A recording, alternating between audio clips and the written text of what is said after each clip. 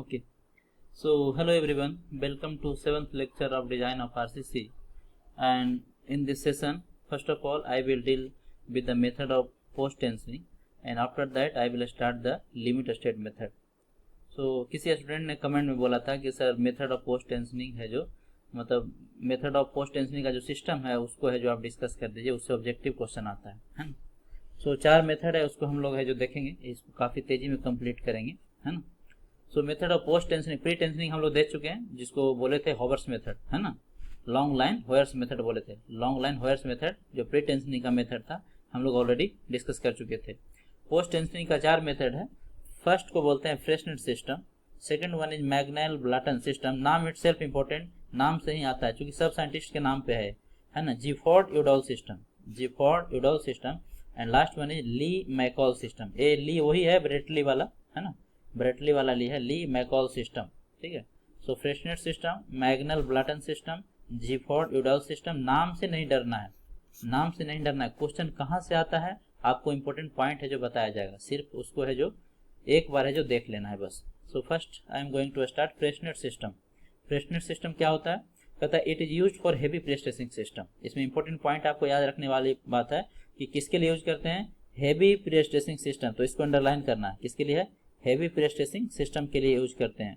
मतलब बहुत ज़्यादा यदि प्रेस्टेसिंग फोर्स अप्लाई करना हो तो वहाँ पे हम कौन सा यूज करेंगे, फ्रेशनेट सिस्टम को यूज करेंगे। Heavy jacks are used which are able to stress up to 32 wires. देखिए ये इंपॉर्टेंट है, एक बार में कितना बायर है जो है आप स्ट्रेस कर सकते हैं, 32 बायर्स को एक बार में है जो स्ट्रेस कर सकते हैं। जनरली यूज होता है किसके लिए, 18 wire, 8 wire, 16 wires and 32 wire. अगर ये सब स्ट्रेस करना हो एक बार में 8 हो गया, 16 हो गया या 32 हो गया, अप टू 32 से ज़्यादा नहीं, है ना। So heavy jacks are used which are able to stress up to 32 wires at a time.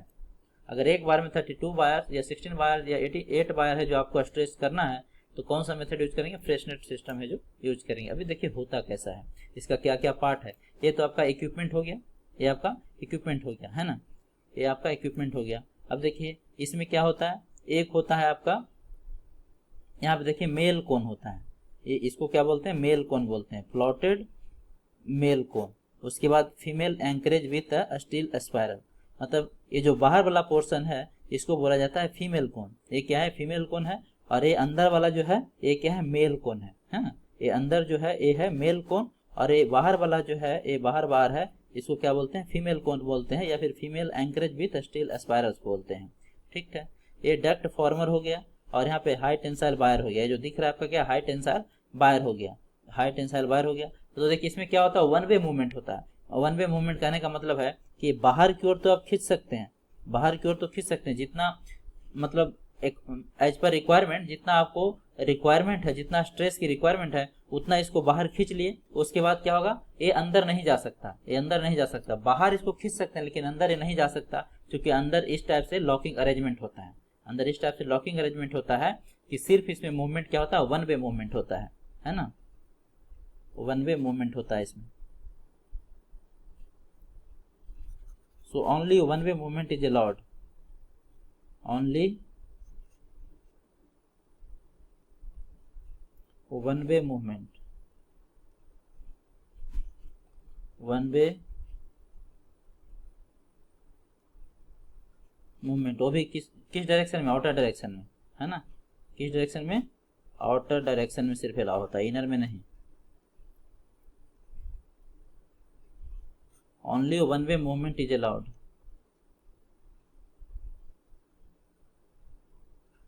है ना।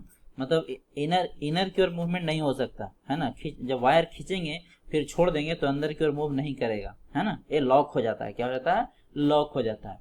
तो ये स्टोरी किसका है, फ्रेशनेट सिस्टम का। क्या याद रखना है, हेवी प्रेस्टेशन के लिए यूज करते हैं, अप टू 32 बायर्स एक बार में स्ट्रेच करते हैं। और ये फिगर आपको बनाना पड़ेगा, अगर क्वेश्चन आता है एग्जाम में कन्वेंशनल में लिखने के लिए तो आपको यूज करना है, ठीक है।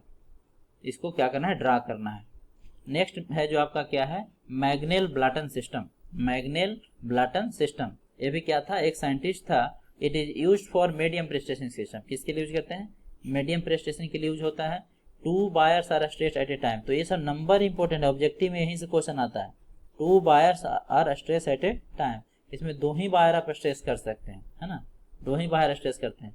इसका अरेंजमेंट देखिए इस टाइप से है, ये आपका स्ट्रक्चर हो गया, कुछ भी हो सकता है, गर्डर हो सकता है, बीम हो सकता है, कुछ भी हो सकता है, ये स्ट्रक्चर हो गया।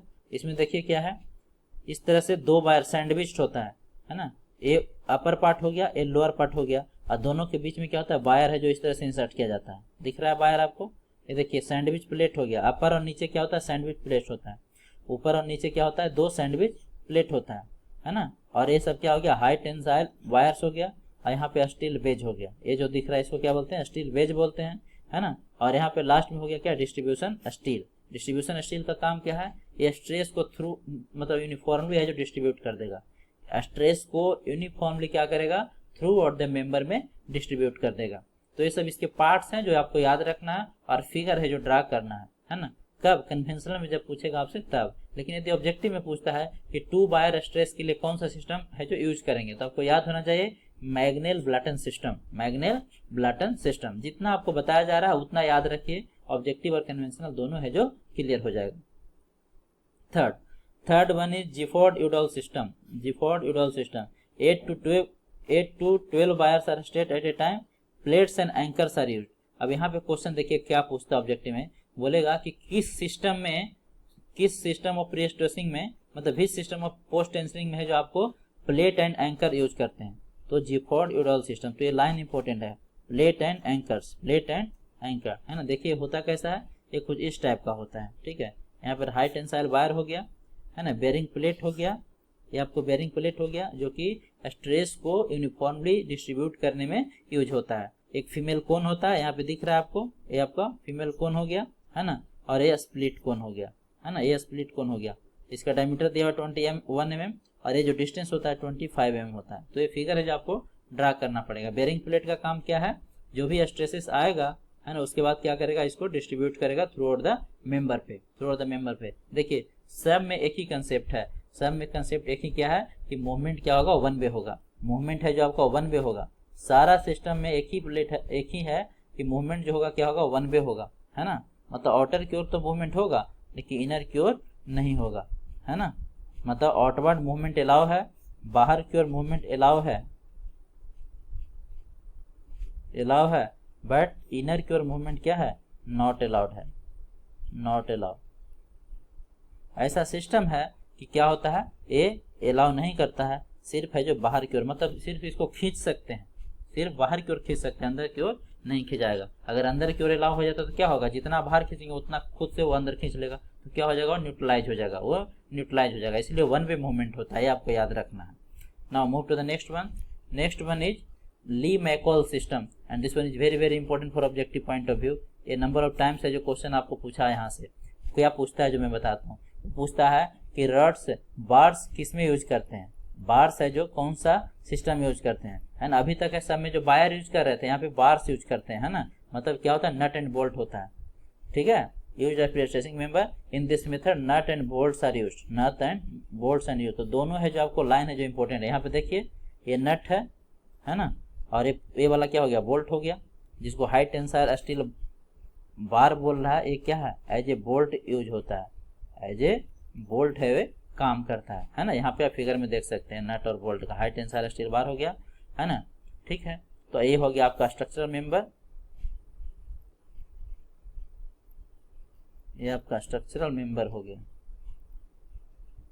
है ना, ये आपका स्ट्रक्चरल मेंबर हो गया। तो ली-मैकॉल सिस्टम में क्या होता है, नट एंड बोल्ट यूज होता है, आपको याद होना चाहिए। मैं भी ऑब्जेक्टिव क्वेश्चन में दूंगा कि किस सिस्टम में है जो नट एंड बोल्ट यूज होता है, तो ली-मैकॉल सिस्टम, ब्रेटली का नाम याद रखना, है ना, ली-मैकॉल सिस्टम, ठीक है। Rods and bars are used. तो ये तो था आपका मेथड ऑफ पोस्ट टेंशनिंग, जिसको डिटेल में हम लोग डिस्कस किए। अगर कन्वेंशनल में क्वेश्चन आता है तो आपको फिगर बनाना पड़ेगा, और ये लाइन है जो इंपॉर्टेंट लाइन है जो आपको लिखना पड़ेगा, ठीक है। अब स्टार्ट कर रहे हैं यूनिट 2, ये है जो यूनिट 2, और आज का क्लास होगा जो ऑब्जेक्टिव पॉइंट से काफ़ी इंपॉर्टेंट है ना, ऑब्जेक्टिव पॉइंट से काफ़ी ये इंपॉर्टेंट है आपका, क्योंकि आज हम लोग क्या करेंगे, इंट्रोडक्शन लेंगे इसका, यूनिट 2 का जो है इंट्रोडक्शन लेंगे, है ना। So introduction of limit state method, introduction of limit state method, LSM। तो देखिए सबसे पहली बात कि सर लिमिट स्टेट की जरूरत क्यों पड़ी, है ना। वर्किंग स्टेट और अल्टीमेट लोड मेथड में क्या ड्रॉबैक था, है ना, कि लिमिट स्टेट की जरूरत पड़ी। कुछ तो उसमें कमियां रही होगी, है ना। तो अगर इम्प्रूवमेंट वाइज देखा जाए तो सबसे पहले WSM आया, उसके बाद ULM आया, अल्टीमेट लोड मेथड, और उसके बाद लिमिट स्टेट आया, है ना। तो ये क्या है, जो भी WSM और ULM का जो ड्रॉबैक था उसको ये दूर किया है ना। लिमिट स्टेट मेथड में जो भी WSM और ULM का जो ड्रॉबैक था उसको ये लिमिट स्टेट मेथड क्या किया, दूर किया, उसको ओवरकम करने की कोशिश किया। ठीक है, तो आप पूछेंगे कि सर क्या क्या ड्रॉबैक था WSM का, तो WSM में क्या था, ओवर सेफ्टी डिजाइन था। वो ओवर सेफ्टी डिजाइन था, अनइकोनॉमिकल था, है ना। ओवर सेफ्टी था और अनइकोनॉमिकल था WSM क्या था, अनइकोनॉमिकल था और ओवर सेफ्टी डिजाइन किया हुआ था। सेकंड थिंग कि उसका जो फैक्टर ऑफ सेफ्टी था वो एग्जैक्ट नहीं था। वो देखते हैं डायरेक्ट में बोलता था 4 लीजिए, डायरेक्ट कंप्रेशन में 4 लीजिए और बेंडिंग कंप्रेशन में 3 लीजिए, है ना। तो 4 और 3 मतलब कोई एक वैल्यू नहीं बता पा रहा था, है ना। डायरेक्ट के लिए अलग, बेंडिंग के लिए अलग, अलग अलग वो फैक्टर ऑफ सेफ्टी दिया था, मतलब margin of factor of safety था जो एग्जैक्ट नहीं था। ठीक है, तो भी एक ड्रॉबैक है।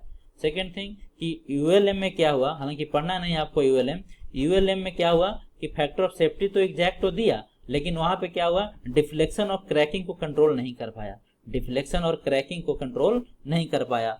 तो अगर आप चाहते हैं तो यहाँ पे आप एक लाइन लिख सकते हैं, जो WSM में आपका ड्रॉबैक था वो क्या था,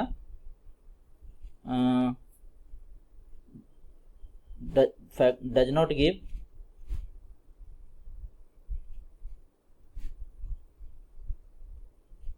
give exact factor of safety, है ना, क्योंकि कोई सिंगल फैक्टर ऑफ सेफ्टी उसने नहीं दिया। डायरेक्ट कंप्रेशन के लिए 4 दिया और बेंडिंग कंप्रेशन के लिए 3 दिया, है ना, जो कि एक ड्रॉबैक है। सेम कंक्रीट के लिए आप डिफरेंट फैक्टर ऑफ सेफ्टी कैसे यूज कर सकते हैं, है ना। तो फर्स्ट ड्रॉबैक तो ये रहा। दूसरा था कि ये क्या था, ओवर सेफ था। फैक्टर ऑफ सेफ्टी काफी ह्यूज फैक्टर ऑफ सेफ्टी है, 4 और 3 काफी ज्यादा फैक्टर ऑफ सेफ्टी है ना। सो ओवर सेफ्टी था, ओवर सेफ था। ओवर सेफ हो गया, इसका मतलब क्या हुआ, अनइकोनॉमिकल भी हो गया, अनइकोनॉमिकल हो गया, अनइकोनॉमिकल हो गया। तो ये सब इसका ड्रॉबैक था, ये सब इसका क्या था, ड्रॉबैक था। तो फिर ULM का क्या ड्रॉबैक था, ULM का क्या ड्रॉबैक था, है ना। अल्टीमेट लोड मेथड में क्या हुआ, एग्जैक्ट फैक्टर ऑफ सेफ्टी तो दिया, लेकिन इसका जो ड्रॉबैक था कि डिफ्लेक्शन और क्रैकिंग को कंट्रोल नहीं कर पाया, है ना। सो डज नॉट कंट्रोल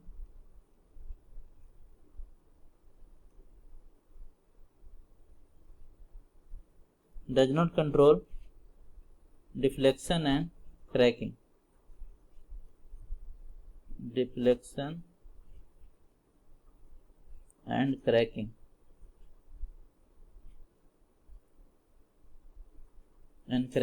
है ना।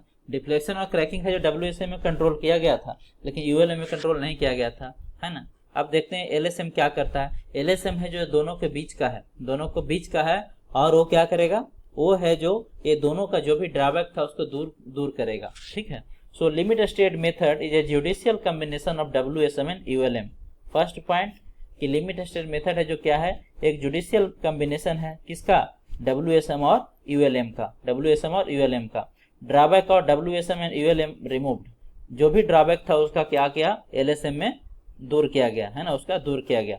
ठीक है, this method is based upon the concept of safety at ultimate load, safety at ultimate load, this point is very important, safety at ultimate loads and serviceability at working load, serviceability at working load। जब हम design करेंगे तो देखेंगे यही कर रहे होंगे उसमें, है ना। इसको मैं रफ कर देता हूँ, ओवर सेफ्टी यहाँ पे लिखा हुआ है, आप लिख लीजिएगा।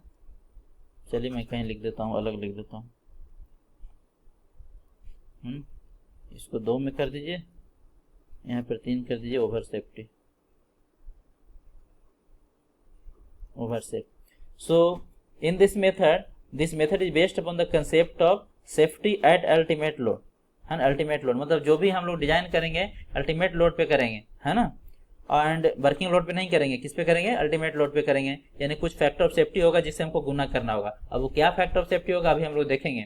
ठीक है, and serviceability at working load, serviceability at working load, serviceability का जो भी डिजाइन होगा वो क्या होगा, वर्किंग लोड पे होगा। ठीक है, अब देखिए क्या बोलता है, कहता है कि it is defined as the acceptable limit of safety and serviceability requirement before failure occur. तो ये तो आपका एलएसएम को डिफिनेशन को बताता है। एलएसएम का डिफिनेशन क्या कहता है? It is defined as the acceptable limit of safety and serviceability requirement before failure occur. देखिए, एक डिजाइन को कंप्लीट तभी माना जाएगा जब वो सेफ्टी रिक्वायरमेंट को भी फुलफिल करता हो और सर्विसिबिलिटी रिक्वायरमेंट को भी फुलफिल करता हो, है ना। सेफ्टी तो क्या हुआ, स्ट्रेंथ पॉइंट ऑफ व्यू से डील कर रहा है। सेफ्टी किसको डील करता है? स्ट्रेंथ को डील करता है। और सर्विसिबिलिटी किसको डील करता है? सर्विसिबिलिटी जब मतलब स्ट्रक्चर बन के फंक्शन में आएगा तब वहां पर उसमें कोई रुकावट नहीं होना चाहिए, तब वहां पर कोई रुकावट नहीं होना चाहिए। सपोज कीजिए कोई क्लासरूम है ना, कोई क्लासरूम है। अब क्लासरूम में क्या होगा, जहाँ पे बोर्ड लगा हुआ है उसके सामने कोई भी ऑब्स्ट्रक्शन नहीं होना चाहिए। जहाँ पे बोर्ड लगा हुआ है वहां पे कोई भी ऑब्स्ट्रक्शन नहीं होना चाहिए। लेकिन सपोज कीजिए 2 कॉलम आ गया, बोर्ड के सामने 2 कॉलम आ गया, तो उससे क्या होगा, जो भी स्टूडेंट है उसको देखने में दिक्कत होगा। तो ये जो स्ट्रक्चर आपने बनाया है, जो क्लासरूम बनाया है, वो स्ट्रेंथ को तो मतलब सेफ्टी को तो जस्टिफाई कर रहा है, लेकिन सर्विसिबिलिटी को जस्टिफाई नहीं कर रहा। कहने का मतलब है कि जब स्ट्रक्चर बन के फंक्शन में आया, जब काम उससे लेने लगे, तो वहां पर है जो फेल कर जा रहा है ना, वहां पर है जो फेल कर जा रहा है। इसीलिए बोलता है कि it is defined as the acceptable limit of safety and serviceability requirement before failure occur. अब टाइप्स ऑफ एलएसएम की बात करते हैं। टाइप्स ऑफ एलएसएम है जो फर्स्ट है, इसमें limit state of collapse and second one is limit state of serviceability. Limit state of collapse and limit state of serviceability. अब देखिए, इसी को 1 बाय 1 करके डिस्कस करेंगे, है ना। 1 बाय 1 करके डिस्कस करेंगे। फर्दर है जो लिमिट स्टेट ऑफ कोलैप्स है, मतलब एक किसको डील करेगा, स्ट्रेंथ को डील करेगा। और ज्यादा हमको यही पढ़ना है, ज्यादा हमको डिजाइन कर रहे हैं, इसका मतलब क्या है, स्ट्रेंथ पॉइंट ऑफ व्यू से पढ़ना है, ठीक है। So limit state of collapse and limit state of serviceability. कोई यदि पूछे कि लिमिट स्टेट को कितने भागों में डिवाइड किया गया है, तो limit state of collapse and limit state of serviceability. Limit state of collapse को फर्दर है जो डिवाइड किया गया है आपको, limit state of collapse in flexure मतलब बेंडिंग। अब देखिए, ये सब जो सारा है सब आपका एक एक चैप्टर है। सबसे पहला यही स्टार्ट करेंगे, limit state of collapse in flexure मतलब बेंडिंग, है ना। सेकंड चैप्टर आपका होगा limit state of collapse in shear. Third होगा limit state of collapse in torsion generally BTech में पढ़ना होता है, डिप्लोमा में नहीं पढ़ना होता है। Limit state of collapse in compression किसको रिप्रेजेंट करेगा, कॉलम एंड फुटिंग, सब इसी में आएगा, कॉलम एंड फुटिंग। इसमें क्या आएगा, कॉलम्स एंड फुटिंग्स आएगा, है ना। Limit state of collapse in compression में कौन कौन आएगा, कॉलम और फुटिंग आएगा। ये दोनों का डिजाइन देखेंगे, है ना। फ्लेक्चर और शियर में किसका डिजाइन देखेंगे, बीम का देखेंगे, है ना। इसमें बीम का देखेंगे, ठीक है, और स्लैब का भी देखेंगे, बीम और स्लैब। इसमें क्या आएगा, बीम और स्लैब, बीम एंड स्लैब इसमें आएगा, बीम एंड स्लैब इसमें आएगा फर्स्ट वाला में, ठीक है। टॉर्सन है जो सेपरेट है ना।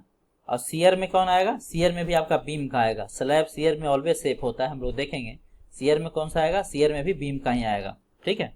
सो ये सब है जो आपका क्या है, इंडिविजुअल चैप्टर है। इन्हीं सब चैप्टर को पढ़ना है, उसके बाद आरसीसी क्या हो जाएगा, कंप्लीट हो जाएगा, है कि नहीं। अब आगे देखिए, सेकंड क्या है, limit state of serviceability. Serviceability में क्या डील करता है, सर्विसिबिलिटी में देखते क्या चेक कर सकते हैं। So limit state of deflection and cracking mainly है जो किसको डील करता है, limit state of serviceability mainly deals with the deflection and cracking, है ना। Limit state of serviceability mainly deals with the deflection and cracking थोड़ा बहुत vibration को भी कंसीडर करता है, ठीक है। मेनली किसको डील करता है, आपका डिफ्लेक्शन हो गया और क्रैकिंग हो गया, डिफ्लेक्शन हो गया और क्रैकिंग हो गया। तो कोई पूछे कि लिमिट स्टेट ऑफ सर्विसिबिलिटी किसको डील करता है, मतलब उसमें क्या पढ़ते हैं, तो डिफ्लेक्शन के बारे में और क्रैकिंग के बारे में, ठीक है। अब देखिए, बेसिक जो क्वेश्चन कन्वेंशनल में पूछता है आपको, कंपटीशन में हो या फिर यूनिवर्सिटी एग्जाम में है, वो जो दोनों में डिफरेंस पूछता है, comparison of WSN and LSM, दोनों में क्या कंपेरिजन है, यहाँ से भी काफी चीज आपको सीखने को मिलेगा, ठीक है। सो फर्स्ट पॉइंट देखते हैं, it is based on elastic theory. आपको तो पता है WSM किस पे बेस्ड था, इलास्टिक थ्योरी पे बेस्ड था। कहने का मतलब इसमें एज्यूम किया था कि कंक्रीट और स्टील दोनों क्या होगा, इलास्टिक मटेरियल की तरह बिहेव करेगा, यही एज्यूम किया था। कंक्रीट और स्टील WSM में दोनों इलास्टिक मटेरियल की तरह बिहेव करता है ना। एक्चुअल में ऐसा नहीं होता, एक्चुअल में कंक्रीट है जो ब्रिटल मटेरियल होता है, लेकिन WSM में क्या किया था, एज्यूम किया था, है ना। सो it is based on the elastic theory which assumes that that concrete and steel are elastic and the stress strain curve is linear for both, है ना। यहाँ पर देखिए stress strain curve is linear for both. अभी हम लोग देखेंगे, जब देखें LSM पढ़ेंगे तो उसमें क्या होता है, नॉन लीनियर होता है। पैराबोलिक होता है उसमें क्या होता है, नॉन लीनियर होता है ना। जबकि WSM में क्या होता है, स्ट्रेस स्ट्रेन कर्व लीनियर होता है। यहाँ पे क्या होता था, लीनियर होता था। जबकि यहाँ पे क्या होगा, पैराबोलिक होगा। यहाँ पे क्या होगा, पैराबोलिक होगा। जब हम डिटेल में इसका डिजाइन पढ़ेंगे तो वहाँ पे आपको दिखाएंगे। सो it is based on the actual stress strain curve. किस पे है, actual stress strain curve of the steel and concrete. For concrete the stress strain curve is non linear. इसके लिए क्या होगा, नॉन लीनियर होगा, है ना। इसके लिए क्या होगा, नॉन लीनियर होगा, ठीक है। अब देखिए आगे second point, factor of safety is apply to the yield stress to the get permissible stress, है ना। क्या करते थे WSM में, यील्ड स्ट्रेस में फैक्टर ऑफ सेफ्टी से जब डिवाइड कर देते थे तो परमिसिबल स्ट्रेस मिल जाता था। WSM में क्या करते थे, यील्ड स्ट्रेस को जब फैक्टर ऑफ सेफ्टी से डिवाइड कर देते थे तो परमिसिबल स्ट्रेस हमें मिल जाता था, और उसी परमिसिबल स्ट्रेस के लिए हम लोग क्या करते थे, डिजाइन करते थे। सो सेकंड LSM में क्या होगा, यहाँ partial factor of safety use करते हैं। क्या करते हैं, partial factor of safety is apply to get the design value of the stresses, है ना। यहाँ पे क्या करते हैं, आपको पार्शियल सेफ्टी फैक्टर अप्लाई करते हैं, उससे हमें क्या मिल जाता है, डिजाइन वैल्यू मिल जाता है। अभी डिजाइन वैल्यू क्या होता है अभी हम लोग देखेंगे। फिलहाल जो पॉइंट आपको याद रखना है, no factor of safety is use for load. यहाँ पे लोड के लिए कोई भी फैक्टर ऑफ सेफ्टी यूज नहीं किया गया था, है ना। लोड के लिए कोई भी फैक्टर ऑफ सेफ्टी यूज नहीं किया गया था, वर्किंग लोड के लिए डिजाइन करते थे, ठीक है। जबकि यहाँ पे क्या होगा, यहाँ पे लिमिट स्टेट मेथड में लोड के लिए भी फैक्टर ऑफ सेफ्टी यूज किए हैं। जनरली देखेंगे अभी क्या क्या होता है। Partial factor of safety is apply to the working load to get the design load, है ना। वर्किंग लोड को मल्टीप्लाई करते हैं जब आपका फैक्टर ऑफ सेफ्टी से, तो हमें क्या मिल जाता है, डिजाइन लोड मिल जाता है। Exact factor of safety is not known, ये तो है ही। आपको पता है कि डायरेक्ट कंप्रेशन के लिए 4 यूज करते थे और बेंडिंग के लिए 3 यूज करते थे, नहीं। इसीलिए एग्जैक्ट फैक्टर ऑफ सेफ्टी क्या है, इसमें नोन नहीं है। कोई सिंगल फैक्टर ऑफ सेफ्टी है जो नोन नहीं है। Exact factor of safety is known, इसमें क्या है, एग्जैक्ट फैक्टर ऑफ सेफ्टी आपका नोन है, ठीक है। कितना वैल्यू होता है अभी हम लोग देखेंगे। WSM gives thicker section so less economical. ये काफी हेवी होता है। WSM से यदि किसी स्ट्रक्चर को डिजाइन करते हैं तो क्या होता है, काफी हेवी होता है ना, काफी हेवी बनता है। LSM gives thinner section so मोर इकोनॉमिकल। ये क्या होगा, ज्यादा इकोनॉमिकल होता है। And 6 one is it is deterministic approach and it is probabilistic approach, है ना। ये क्या है, डिटर्मिनिस्टिक अप्रोच है, और ये क्या है, प्रोबेबिलिस्टिक अप्रोच है। प्रोबेबिलिस्टिक अप्रोच कहने का मतलब है कि दो चार स्ट्रक्चर यदि हम बनाएं तो उसी बेसिस पे और भी कंस्ट्रक्शन कर दिए। मतलब यदि पहले वाला कंस्ट्रक्शन को फेल होने की प्रोबेबिलिटी यदि कम है तो इसका जो आप बाद में बनाएंगे उसका भी प्रोबेबिलिटी क्या होगा, कम होगा। तो ये प्रोबेबिलिटी पे बेस्ड है। लेकिन ये क्या है, हर चीज में अलग अलग इसमें कैलकुलेशन करना पड़ता है WSM में, इसीलिए इसको डिटर्मिनिस्टिक अप्रोच बोलते हैं। इसको क्या बोलते हैं, डिटर्मिनिस्टिक अप्रोच बोलते हैं। तो ये तो बेसिक डिफरेंस था between the LSM and WSM।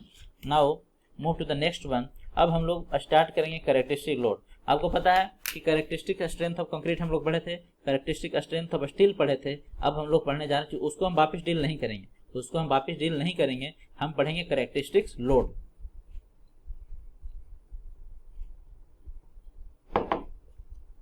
So characteristics load किसको बोलेंगे, है ना। कैरेक्टरिस्टिक लोड आप किसको बोलेंगे, कहता है the value of load which has 95% probability. कितना प्रोबेबिलिटी है, 95% probability of not being exceeded during the entire life of the structure, है ना।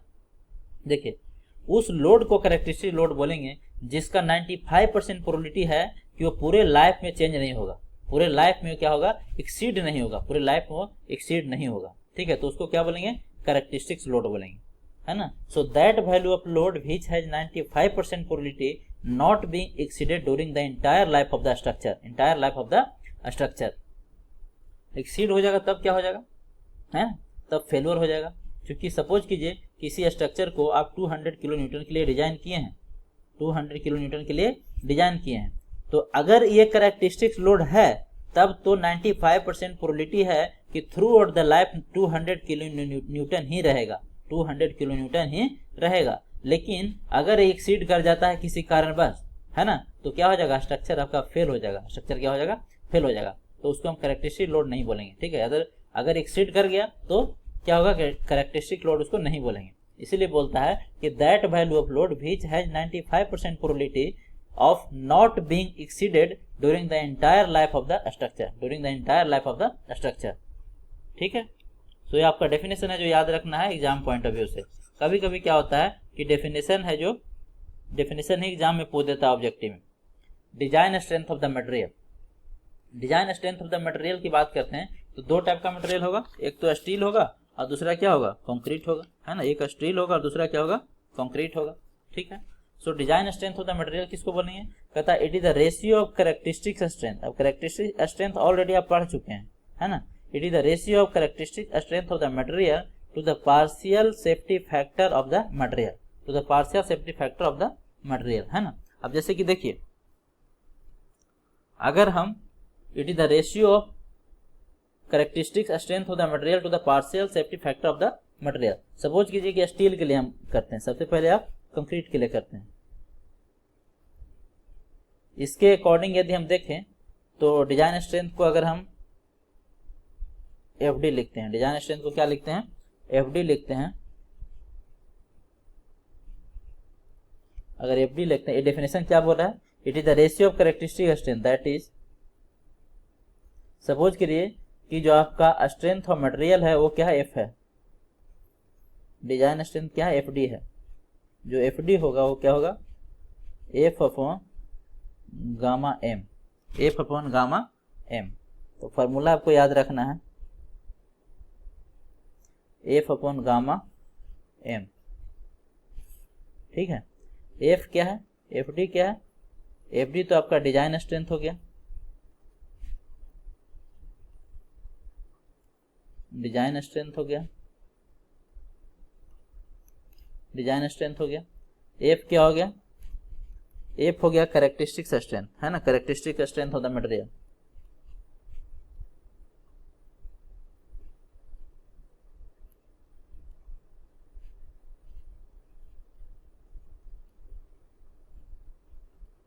Characteristic strength of the material, मतलब स्टील के लिए अलग होगा, कंक्रीट के लिए अलग होगा मटेरियल। गामा एम क्या है, गामा एम है आपका partial factor of safety, partial factor of safety for material,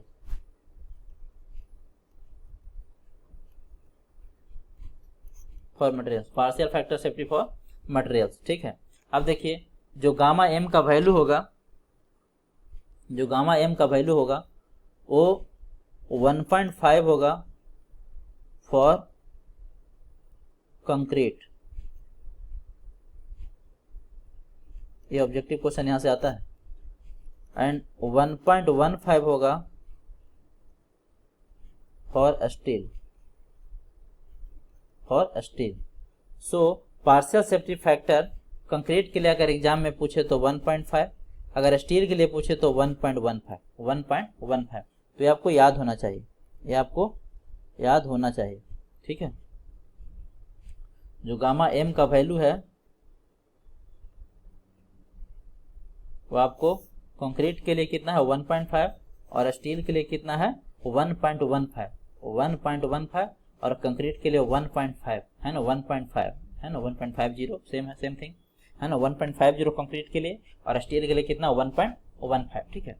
now अब क्वेश्चन ये आता है कि सर कंक्रीट के लिए ज़्यादा क्यों, है ना, कंक्रीट के लिए ज़्यादा क्यों और स्टील के लिए कम क्यों, है ना। तो आपको पता है कि कंक्रीट का कोई भी अगर आप स्ट्रक्चर बनाते हैं तो क्या होगा, साइड पे कंस्ट्रक्शन होता है, साइड पे कंस्ट्रक्शन होता है। सपोज कीजिए कि उसमें प्रॉपर आपका कॉम्पैक्शन नहीं हुआ, प्रॉपर उसको क्योरिंग नहीं किया गया है ना, तो उसका क्वालिटी क्या हो सकता है, हैम्पर्ड हो सकता है। क्योंकि ये सब चीजें कौन कर रहा है, ये सब चीजें आदमी के द्वारा किया जा रहा है ना, तो उसका क्वालिटी है जो हैम्पर्ड हो सकता है। इसलिए high factor of safety involve है, इसलिए इसमें क्या है, हाई फैक्टर ऑफ सेफ्टी है जो यूज किया गया है। जबकि स्टील क्या होता है, ये आपका इंडस्ट्री में बनता है ना, ये फैक्ट्री में बनता है ना। देखते हैं टाटा स्टील, सेल का स्टील आता है, टाटा का आता है ना। तो ये सब क्या होता है, ये सब है जो चूंकि इंडस्ट्री में बनता है, मशीन से बनता है, तो यहाँ पे लो फैक्टर ऑफ सेफ्टी है जो यूज होता है। तो ये इसका रीजन है। अगर कोई इंटरव्यू में पूछेगा कि why high factor of safety involve in the concrete, तो आप उसको बताएंगे, उनको है जो आप एक्सप्लेन कर पाएंगे कि सर इसमें क्या है, क्वालिटी हैम्पर्ड होने का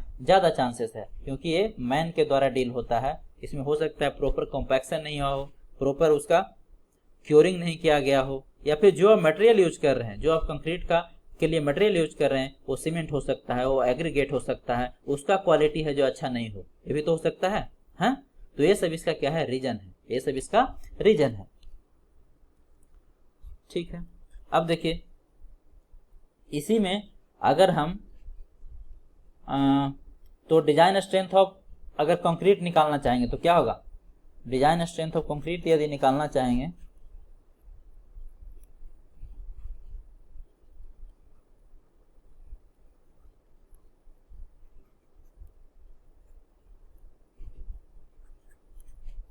तो क्या हो जाएगा, एफ सी के अपॉन गामा एम हो जाएगा। गामा एम का वैल्यू कितना होगा, 1.5। अगर स्टील के लिए निकालना होगा तो क्या होगा,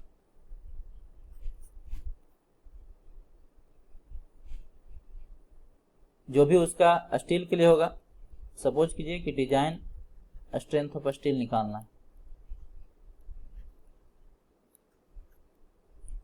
स्टील निकालना है, तब क्या करना पड़ेगा बताइए, एफ वाई डिवाइडेड बटा गामा एम। बट यहाँ पे गामा एम का वैल्यू क्या होगा, 1.15 होगा, और यहाँ पे गामा एम का वैल्यू क्या होगा, 1.50 होगा, है ना। ठीक है, तो यहाँ गामा एम सी लिख दीजिए और इसको गामा एम एस लिख दीजिए स्टील के लिए। ठीक है, इसी में एफ आई का वैल्यू क्या होगा, एफ ई 250 होगा या फिर एफ ई 415 होगा, वो सब है जो यहाँ पे आएगा, है ना। यहाँ पे एफ आई का वैल्यू क्या हो सकता है, एफ ई 250 हो सकता है for mild steel,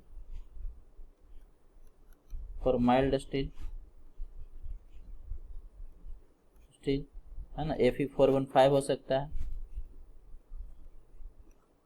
for which, for H Y S T, और एच वाई एस टी 500 भी हो सकता है, 500 भी हो सकता है। तो ये सब चीज़ें आपको याद रखना है कि डिजाइन स्ट्रेंथ ऑफ मटेरियल का एग्जैक्ट मीनिंग क्या है, एग्जैक्ट मीनिंग क्या है ना। क्या करते हैं, कैरेक्टरिस्टिक स्ट्रेंथ में पार्शियल फैक्टर ऑफ सेफ्टी से जब डिवाइड करते हैं तो हमें डिजाइन स्ट्रेंथ मिल जाता है। अब पार्शियल सेफ्टी फैक्टर है जो चूंकि मटेरियल पर डिपेंड करता है, तो कंक्रीट के लिए अलग होगा, स्टील के लिए अलग होगा। कंक्रीट के लिए कितना होगा 1.50, स्टील के लिए कितना होगा 1.15। ठीक है, सो देखिए नोट यहाँ पे मैं लिख रखा हूँ कि partial safety of factor for concrete has been adopted because there are greater chances of variation of, यहाँ पे एक वर्ड जोड़ लीजिए, a partial safety factor for concrete has been adopted higher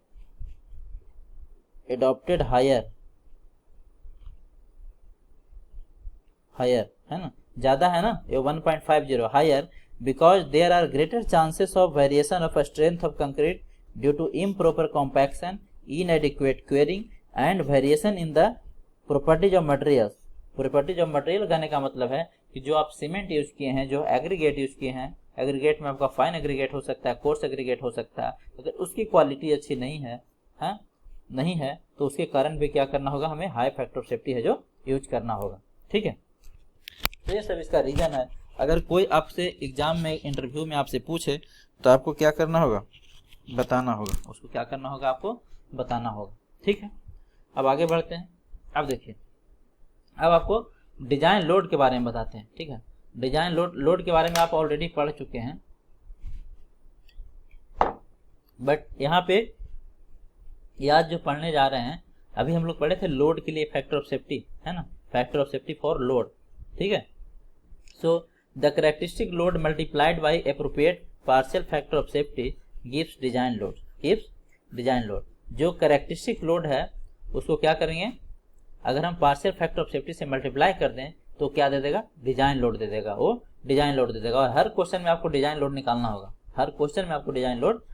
होगा, अब देखिए, value of partial factor of safety for loads as पर IS 456/2000, ये आपको कोड का रिकमेंडेशन है और ये बहुत इंपॉर्टेंट है।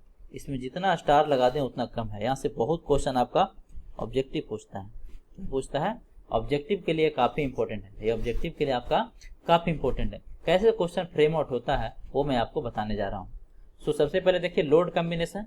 लिमिट स्टेट ऑफ कोलैप्स और लिमिट स्टेट ऑफ सर्विसिबिलिटी। कहने का मतलब है कि पार्शियल सेफ्टी फैक्टर का जो वैल्यू होगा वो लिमिट स्टेट ऑफ कोलैप्स के लिए अलग होगा और लिमिट स्टेट ऑफ सर्विसिबिलिटी के लिए अलग होगा, पहला थिंग।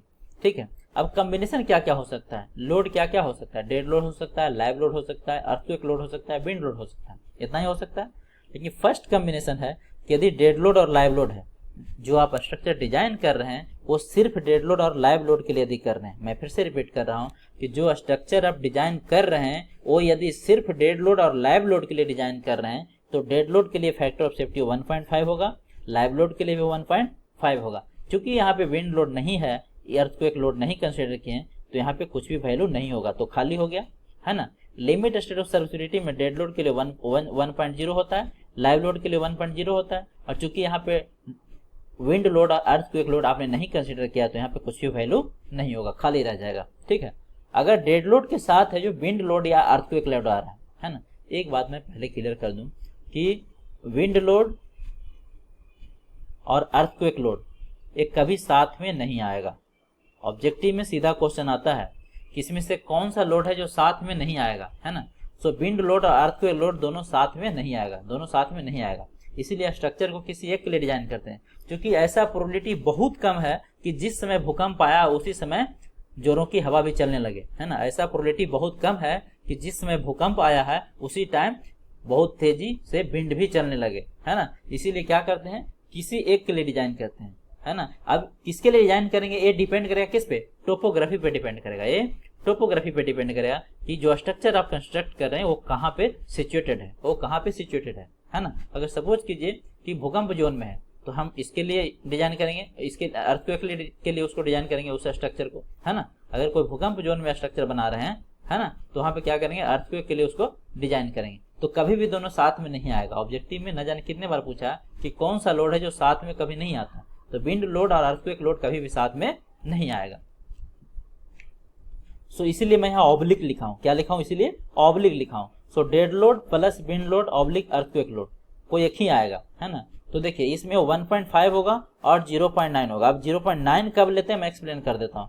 चूंकि यहाँ पे लाइव लोड नहीं है तो खाली रह गया, विंड लोड और अर्थक्वेक लोड में से किसी एक को आना है तो इसके लिए 1.5 हो गया। डेड लोड के लिए सर्विसिबिलिटी में कितना 1.0, है ना, और लाइव लोड यहाँ पे है नहीं तो खाली हो गया, और विंड लोड और 1.0 हो गया, 1.0 हो गया। तो टेबल ये छोटे लोग याद होना चाहिए, टेबल क्या होना चाहिए, याद होना चाहिए, छोटी लोग भी, है ना। ये टेबल क्या होना चाहिए, याद होना चाहिए। अब देखिए dead load plus live load plus wind load और अर्थक्वेक लोड, अगर ये तीनों आ रहा है, अगर ये तीनों कॉम्बिनेशन है, तीनों के लिए स्ट्रक्चर को आप डिजाइन कर रहे हैं, उस केस में डेड लोड के लिए फैक्टर ऑफ सेफ्टी 1.2 होगा, लाइव लोड के लिए 1.2 होगा, और विंड लोड और अर्थक्वेक लोड में से कोई एक ही आएगा, कोई एक ही आएगा। अब देखेंगे कौन सा आएगा, जिसका वैल्यू ज्यादा आएगा उस समय लोड का वही कंसीडर करेंगे। अभी हम क्वेश्चन इस पे करेंगे, सो टेंशन आप मत लीजिए, है ना। 1.2 उस सर्विसिबिलिटी में 1.0, 0.8, 0.8, 0.8। So this table is very very important, आपको याद होना ही चाहिए, आपको याद होना ही चाहिए। आपको विश्वास नहीं है ना कि मैं क्यों बोल रहा हूँ, तो अभी इस पे क्वेश्चन करेंगे, ठीक है। अब देखिए ये सब क्या था, डीएल क्या था, डेड लोड था, विंड लोड था, है ना, एलएल था लाइव लोड, और ईएल क्या था, अर्थक्वेक लोड, ठीक है। Note 1, wind load and earthquake load never come together, कभी भी दोनों साथ में नहीं आता, कभी भी दोनों में साथ मतलब कंसीडर नहीं करते दोनों साथ में, क्योंकि ये प्रोबेबिलिटी बहुत कम है कि दोनों एक बार है जो आए। दोनों क्या है, डिजास्टर है, दोनों डिजास्टर है, तो दो डिजास्टर एक बार आए, इसकी प्रोबेबिलिटी क्या है, बहुत कम है, इसकी प्रोबेबिलिटी बहुत कम है। अगर हम दोनों के लिए डिजाइन कर देंगे तो अननेसेसरी है जो ज्यादा पैसा इन्वेस्ट करना होगा, अननेसेसरी है जो जो डिजाइन होगा क्या हो जाएगा, अनइकोनॉमिकल हो जाएगा, वो अनइकोनॉमिकल हो जाएगा, ठीक है। सेकंड थिंग, इसका अब मैं जवाब देने जा रहा हूँ 0.9 का, कि 0.9 कब लेंगे, है ना। सो 0.9 used when stability against overturning और स्ट्रेस रिवर्सल इज क्रिटिकल, है ना। सपोज कि जब डैम का डिजाइन कर रहे हैं, आप क्या कर रहे हैं, डैम का डिजाइन कर रहे हैं, है ना, आप है जो डैम का डिजाइन कर रहे हैं इस तरह से, तो यहाँ पर क्या होता है, यहाँ तो आपको पता है ओवरटर्निंग हो सकता है। ये जो फोर्स इधर से लग रहा है, वाटर प्रेशर जो फोर्स लगाता है, इसके कारण क्या हो सकता है, ये टपल कर सकता है, इस तरह से ओवरटर्न कर सकता है, इस तरह से ओवरटर्न कर सकता है। तो जब डैम का डिजाइन करते हैं तो उस केस में डेड लोड के लिए फैक्टर ऑफ सेफ्टी 0.9 लेंगे, उस केस में फैक्टर ऑफ सेफ्टी क्या लेंगे, 0.9 लेंगे, क्योंकि कोड ही बोलता है, मैं कुछ नहीं बोलता, कहता 0.9 used when stability against overturning और stress reversal is critical.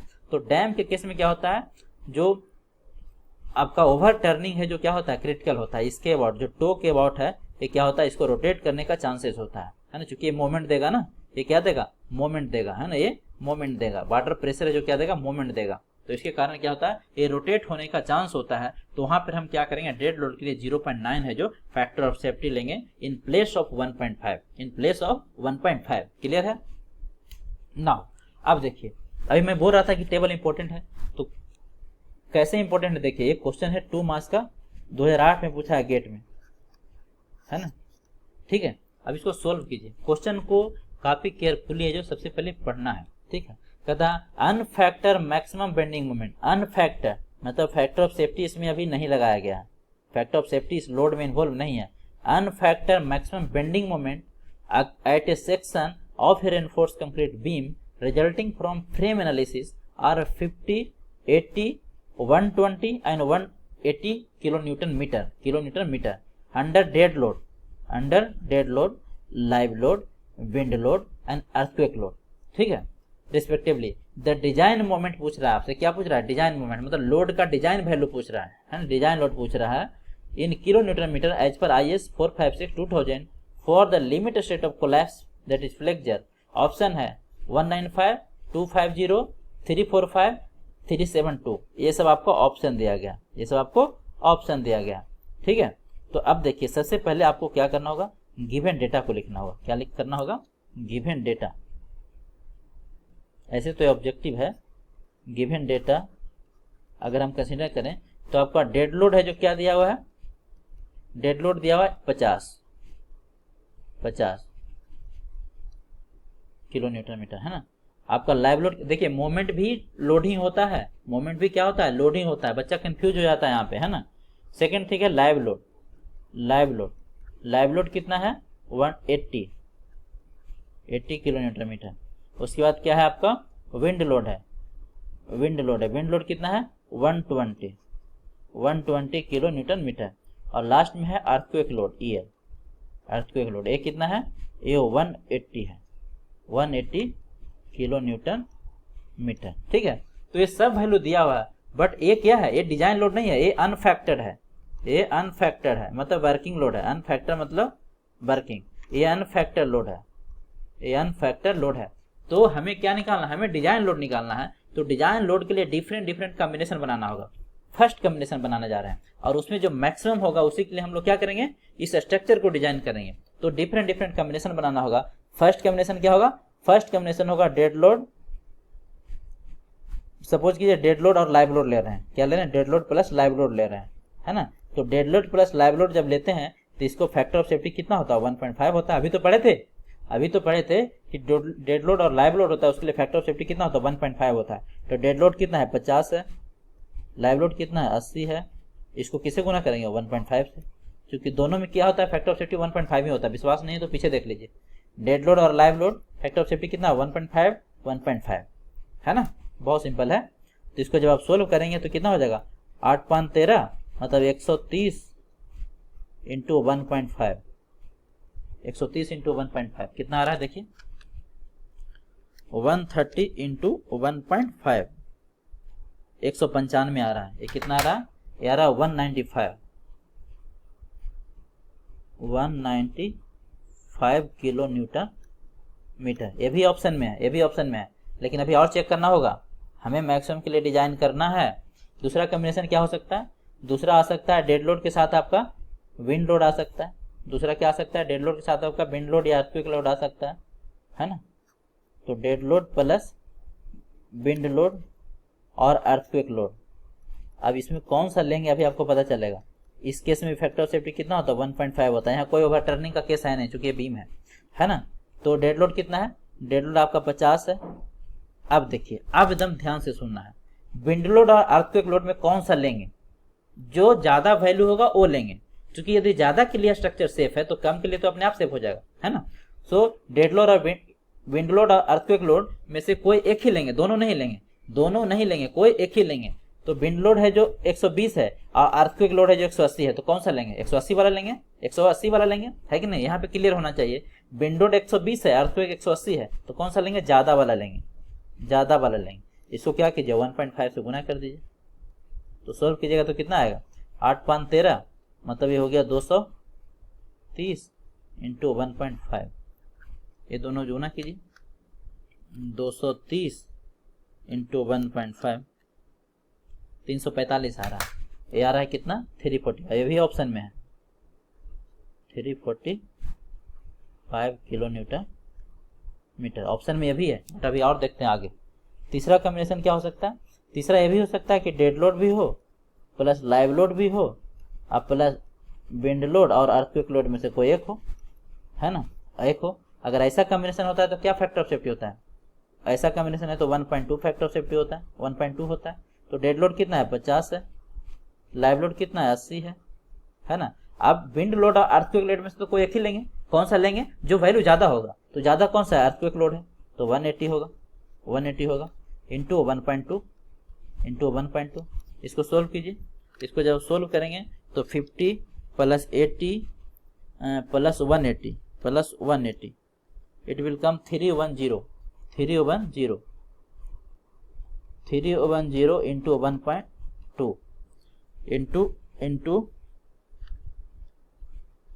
310 into 1.2 372 आ रहा है। कितना आ रहा है 372 आ रहा है, 372 किलो न्यूटन मीटर। अब बताइए कि आंसर कौन होगा। पहले आया था कितना 195, दूसरा आया 345, फिर आया आपको 372। अब इस सब में मैक्सिमम कौन है, इस सब में मैक्सिमम कौन है बताइए, है ना। तो ये क्या है, इस सब में मैक्सिमम है, ये क्या है सब में मैक्सिमम है, इसलिए डिजाइन वैल्यू क्या होगा जो इस समय मैक्सिमम होगा, जो इस समय मैक्सिमम होगा। तो आंसर क्या होगा डी फॉर दिल्ली 372, आंसर क्या होगा डी फॉर दिल्ली, ठीक है। तो इस तरह से आपको एग्जाम में ऑब्जेक्टिव क्वेश्चन खास करके एसएससी जेई वगैरह में, गेट वगैरह में, इंजीनियरिंग सर्विसेज में या फिर कोई स्टेट पीसीएस का एग्जाम देते हैं वहां पर आपसे पूछ लिया जाता है, वहां पे आपको पूछ लिया जाता है। तो अब इस टेबल का इंपॉर्टेंस आपको समझ में आ गया होगा, है ना, कि लोड कॉम्बिनेशन के साथ आपको फैक्टर ऑफ सेफ्टी भी याद होना चाहिए, है ना। फैक्टर ऑफ सेफ्टी है जो याद होना चाहिए, और बहुत सिंपल है, बहुत सिंपल है। डेड लोड लाइव लोड आया 1.5 ले लो, डेड लोड के साथ विंड लोड या अर्थक्वेक लोड आया तो 1.5 ले लो, और dead load live load earthquake load तीनों अगर आया तो 1.2 ले लो, 1.2 ले लो, ठीक है। अब पढ़ते हैं आगे।